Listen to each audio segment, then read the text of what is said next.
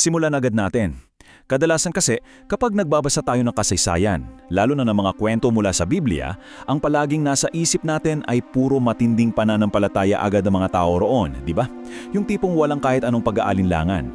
Pero ngayon, pag-uusapan natin ang isang napaka-interesting na psychological profile mula sa unang siglo. Paano kung sabihin ko sa inyo na isa sa mga pinakaunang tagasunod ng kilosang ito ay may mindset na, well, sobrang katulad ng modernong pagdududa natin ngayon? Ang pag-aaralan natin sa explainer na ito ay ang kwento ni Nathanael. At promise, ang naging experience niya ay may direktang tama sa kung paano tayo mag-isip ngayon. Kaya isipin niyo muna itong katanungang ito sandali. Paano kung ang lalaking nagduda kay Jesus ay siya mismong naging isa sa kanyang pinakamatibay na tagasunod? Kasi hindi naman siya nagsimula ng may bulag na pananampalataya. As in, zero. Nagsimula siya sa paghihinala, tamungutya at matinding pagdududa. Walang naging madali sa desisyon niya. Kaya ang susuriin natin ngayon ay kung ano ba talaga ang nangyari na nakapagpabago sa isip niya ng ganun katindi. Dito tayo papasok sa ating unang bahagi, ang sinaunang skeptiko. Sino nga ba talaga si Nathanael? Kilala natin si Nathanael, na kilala rin sa kasaysayan bilang Bartholomew. Tulad ng sabi ko kanina, madalas inaakala ng mga tao na ang mga early followers ni Jesus ay agad-agad na naniwala sa unang tingin pa lang. Pero binabasag ni Nathanael ang assumption na yan. Hindi siya madaling maniwala at definitely naghahanap siya ng solid na patunay. Ang talagang nakakamangha dito ay kung gaano kalapit ang ugali ni Nathanael sa atin ngayon. Tulad niya, marami sa atin ang puno ng paghihinala at humihingi ng ebidensya. Umiiwas tayo sa tinatawag nating hype at gusto natin ng totoong patunay bago tayo mag-commit sa isang bagay. Matagal pa bago naging uso ang pagiging critical thinker, ganito na mismong mag-isip si Nathanael. Isa siyang taong naghahanap ng katotohanan gamit ang pulong lohika. Kaya lumipat tayo rito para makita kung paano ito nabuo.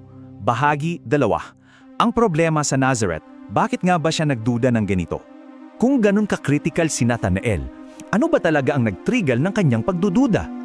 Well, nang lapitan siya ng kaibigan niyang si Felipe na tuwang-tuwang nagbalita na natagpuan na raw nila ang taong isinulat ni Moises, ito ang naging sagot niya na nakatala sa Juan chapter 1 verse 46.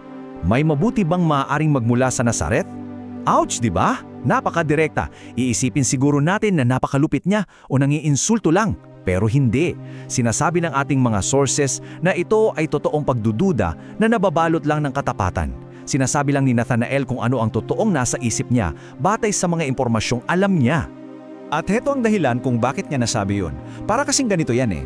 Sa unang siglo, ang Nazareth ay isang napakaliit na nayon. Walang impluensya, walang prestigiyo, at absolutely walang reputasyon para sa kahit anong kadakilaan. Isa itong lugar na binabaliwala talaga ng lahat. Kaya kung ilalagay natin ang sarili natin sa isip ni Nathanael, paanong ang pinuno ng buong mundo ay magmumula sa isang liblib na probinsya na wala man lang hustong pumunta? Ang reaksyon niya ay hindi pagiging masama. Nire-reflect lang niya ang karaniwang opinyon ng mga tao noon. Purong logic lang talaga. Kaya ang pinakamahalagang punto rito ay kung paano sumagot si Felipe. Nang harapin siya ng matinding skepticism ni Nathanael, hindi nakipagtalo si Felipe. Hindi siya nag-set up ng mahabang theological na debate. Ang sinabi lang niya ay 3 simpleng salita: halika at tingnan mo. Grabe yung impact nito. Isa itong napakasimple pero life-changing na imbitasyon. Hindi niya sinabing makipagtalo ka at tingnan mo, kundi halika at tingnan mo. At ang mismong imbitasyong ito ang tuluyang nagpabago sa buhay ng ating skeptic. Dadalhin tayo niyan sa bahagi 3, sa ilalim ng puno ng igos. Dito na mangyayari ang mismong engkwentro. Dito natin makikita ang aktual na pagkikita nila. Bago pa man makapagsalita si Nathanael, bumasag sa lahat ng pagdududa niya ang naging bungad ni Jesus. Nakita na kita nang ikaw ay nasa ilalim pa ng puno ng igos bago ka patawagin ni Felipe. Sa unang dinig, parang ordinaryo lang, di ba? Pero napakaliwanag sa ating source material na para kay Nathanael, ito ay isang napaka-personal na detalye. Bago pa niyan, nagsalita na si Jesus na tila ba kilalang-kilala na niya ang pagkatao ni Nathanael, na tinawag pa siyang isang tapat na Israelita na walang pandinlang. Naniniwala ang maraming scholar na maaaring si Nathanael ay nagdadarasal, nagmumuni-muni o privately na nakikipagbuno sa kanyang mga personal at espiritual na katanungan sa ilalim ng puno ng igos na iyon. Kahit ano pa man ang nangyari doon, isa itong napakasikretong sandali. At ang katotohanang alam iyon ni Jesus ay direkta tumagos sa lahat ng mga pagdududa niya. At dahil doon, nagkaroon ng napakabigla ang pagbabago. Mula sa taong sarcastic na nagtatanong kung may mabuti bang lalabas sa Nazareth, heto na ang pahayag niya ngayon. Rabbi, ikaw ang anak ng Diyos, ikaw ang hari ng Israel. Wow! Isa itong madamdamin at instant na pagbabago. Sa isang iglap lang, napagtanto ni Nathanael na siya ay nakatayo sa harap ng isang taong sadyang kakaiba. Wala nang logic, ito na ang katotohanan para sa kanya. Napakahusay na ipinapakita nito ang bilis ng proseso na pinagdaanan niya. Tingnan nyo, nagumpisa sa matinding pag-aalinlangan patungo sa isang simpleng imbitasyon na, halika at tingnan mo. Sumunod yung personal na engkwentro at nauwi sa buo at ganap na paniniwala. Literal na ilang minuto lang ang pagitan mula sa pagiging mapangutya hanggang sa pagdedeklara na si Jesus ang anak ng Diyos. At dito tayo mapapaisip ng isang nakakagambalang tanong. Ano ba talaga ang nakita ni Nathanael kay Jesus na nakapagpabago sa isip niya ng ganung kabilis? Para sagutin niyan, pupunta tayo sa bahaging 4, ang kapangyarihan ng pagkakilala. Bakit nga ba siya nagbago agad? Kasi hindi lang ito basta isang salamangka o himala ng pagbabasa ng isip. Ipinakita ni Jesus na naiintindihan niya ng buong buo si Nathanael.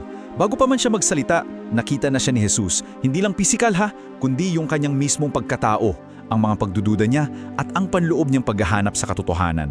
Alam niyo, madali para sa mga tao na baliwalain ang mga argumento o debate. Kaya nating hindi pansinin ang mga sermon. Pero napakahirap, talagang mas mahirap baliwalain ang pakihamdam na ikaw ay lubos na nakikita at lubos na kilala ng ibang tao. Yung emotional weight kapag nararamdaman mong kilala ako ng taong ito, hinding-hindi mo yan maitatanggi. Kaya naman, patuloy na nagre-resonate ang kwentong ito hanggang ngayon. Ang modernong kultura natin, mas maingay kaysa dati. Milyon-milyong tao ang nakakaramdam na para silang invisible kahit na babad sila sa social media. At dahil dito, patuloy na lumalala ang epidemya ng kalungkutan.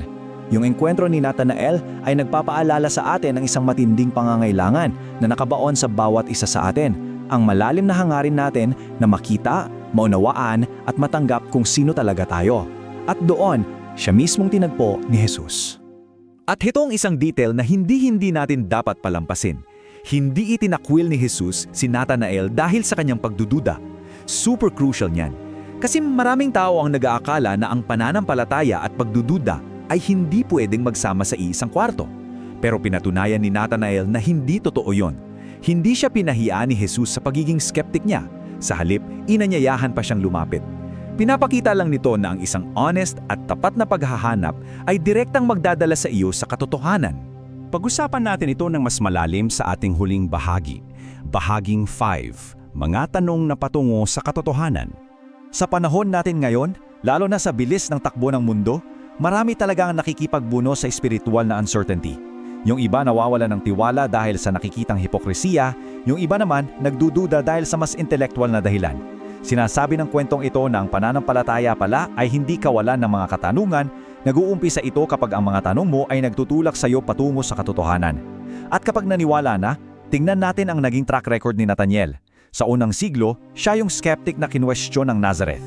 Ngulit sa paglipas ng mga taon, naging isa siyang tapat na apostol. At sa dulo ng kanyang buhay, dinala niya ang mensahe ni Jesus lampas pa sa mga hangganan ng Israel. Ang mismong nagdududa ay naging saksi. At ang taong minaliit ang Nazareth ay tumulong para baguhin ang buong mundo. Dapat tayong ma-challenge ng ganyang klase ng transformasyon. Tingnan natin ang mga key takeaways mula sa ating source material. Una, bawat henerasyon ay may sariling Nazareth, mga lugar, tao o possibilities na tinitingnan natin at sinasabing walang kwenta yan. Binabaliwalaan natin sila. Pangalawa, minamaliit natin ang maliliit na simula kasi sanay tayong humusga base sa nakikita ng panlabas na anyo. Palagi nating inaakala na ang greatness ay nagmumula lang sa power at yaman.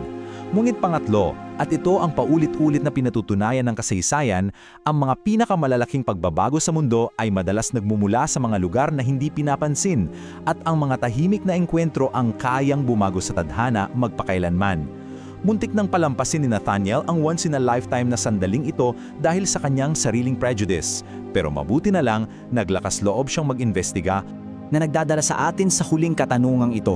Ito marahil ang pinakamalalim na bahagi ng buong kwento. Nakita ni Jesus si Nathanael bago pa man siya mapansin ni Nathanael. So paano kung totoo rin ito para sa atin? Paano kung ang mga ordinaryong, tahimik na sandali natin ay may nakatagong katotohanan na pwedeng magpapabago ng buong mundo natin? Iniwan ko ang katanungan yan sa inyo para pag-isipan. Kung hinamon na explainer na ito ang pananaw ninyo at gusto nyo pang tuklasin ang iba pang mga historical na kwento at insights na nakakapagpapabago ng buhay, mag-subscribe na at samahan kami sa susunod nating pagtalakay. Maraming salamat sa pagsama nyo sa akin ngayon.